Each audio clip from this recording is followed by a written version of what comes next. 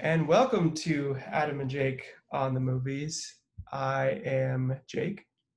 And I'm Adam. Thank you for having me on, Jake. Yeah, you're I just the don't know guest why I that said won't that. go away. I don't know why I said that, but I did. Just, So, just won't go away. yeah. So what we do is we sit down and we watch a movie separate from each other. Then we answer a few questions about it, and we riff just a little bit, and then recommend it, not recommend it, or just talk a little bit about it.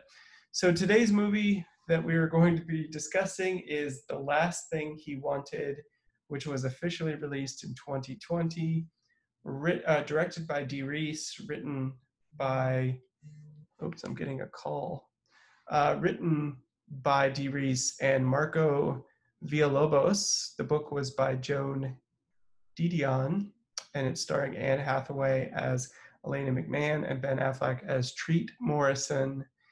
And if he stops playing on his phone, he's going to give us a synopsis of it. Yes, I was actually trying to set up another camera, Oh, but gotcha. I was like, I don't know the passwords on this one. So the last thing he wanted synopsis: a better DC journalist loses the thread of her own narrative when a guilt-propelled errand for her father thrusts her from byline to unwitting suspect in a very story she's trying to break. Adapted from Joan uh, Dion's namesake's novel. Yes. So that probably didn't make any sense in the synopsis, nor did I think the movie made any sense.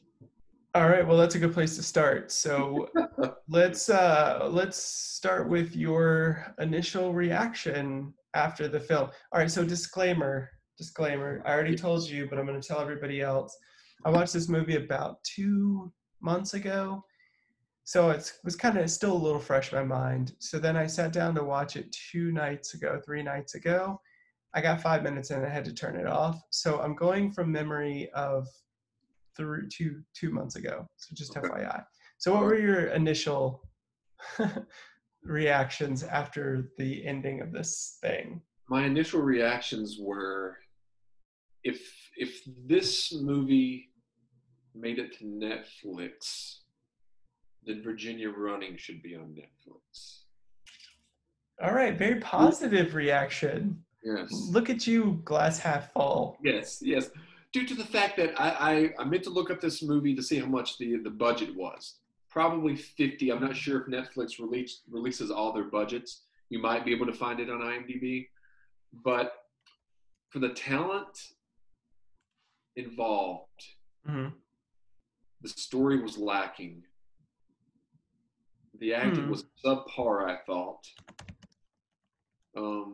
Miscast. I didn't think it was edited well. And I it was tough to get through it. It was like I was in weeds to my head and I had a machete and I'm trying to cut through and then I'm like, I don't know, I might just go back the way I came. It was just tough, very tough. All So right. that was my initial reactions to the last thing he wanted. I'm trying to find a budget for you, but I can't seem to. See, However, I'm not sure how Netflix does their movies because they've got a lot of big people now.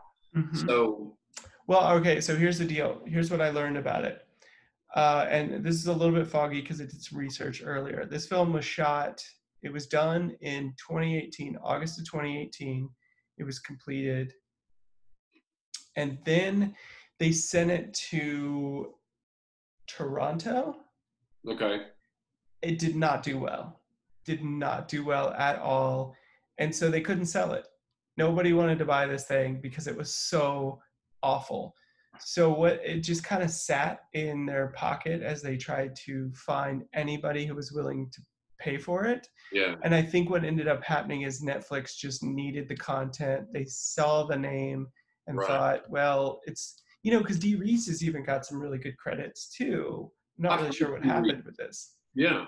But then, so I think they just said, now I don't know this, but I think they just said, you know what, you can stream it on our platform if you want, So they were trying to and recoup any amount of money that they could for this disaster. just get it out there. And that's what that's what ended up happening.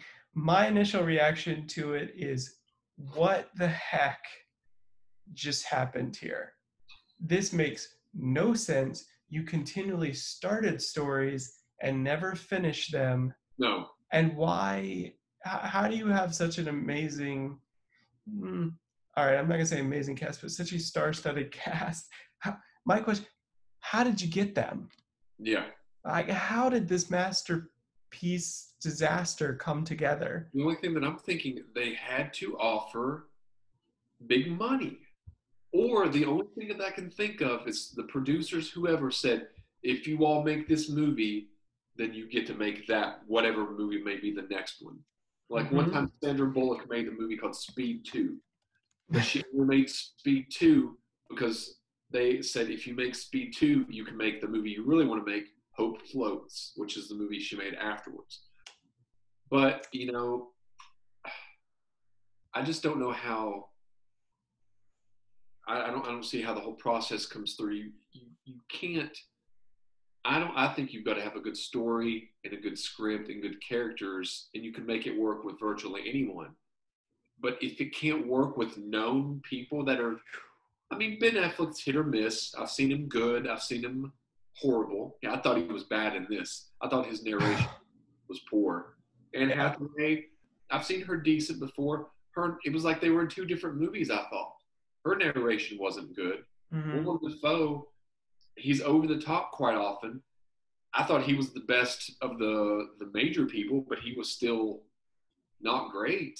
Mm-hmm. And I think it was more because of his character. But I was like you, how did this derail so badly?